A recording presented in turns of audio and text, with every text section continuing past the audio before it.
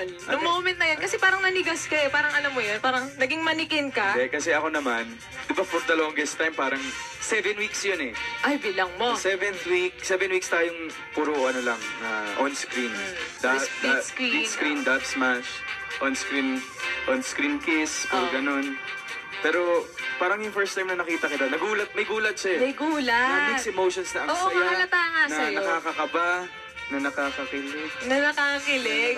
Alam mo, gusto ko yun. Kaya sabi ko, ito na ba siya? Nakatulala lang ako most of the time. Pero Tapos, clear yung mukha ko sa'yo. Kasi yung parang sa'yo clear. medyo hindi ko maaninag eh. Bakit? Ang liwanag kasi nagsashine. Nakala ko nung unang vampire. Burado. Ganon.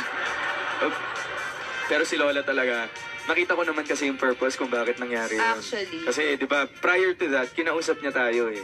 Kinausap niya na papayagan kanyang pumunta dito sa Broadway para maglaban tayo for a cause, for Alda for a cause. Pero we have to keep our word. Yun nga eh. Minsan kasi yung bugso ng emosyon, parang nakakalimutan mo lahat. Ayun na nga, nadala nga tayo ng moment na yun. Saka we never have to break that trust. Kasi, di ba, sabi ko nga, trust is the basic foundation of any relationship. Ayun no. Diba? Ayun naman talaga eh. Parang yun yung nangyari kay Lola. Kita mo, galit na galit siya. Saka hindi ko expect na nandun siya sa taas na nagbubuko. At grabe, Alden yung iyak mo nun.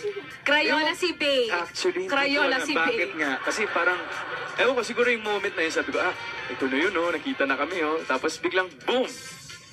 Tapos yung sinasabayan pa ako ng sermon ni Lola, talagang tagos sa puso. Dami, no? Dami. So, din umiyak ko eh. Oo, pero... Bakit? kasi nakita kita eh. Lagi kang ganyan.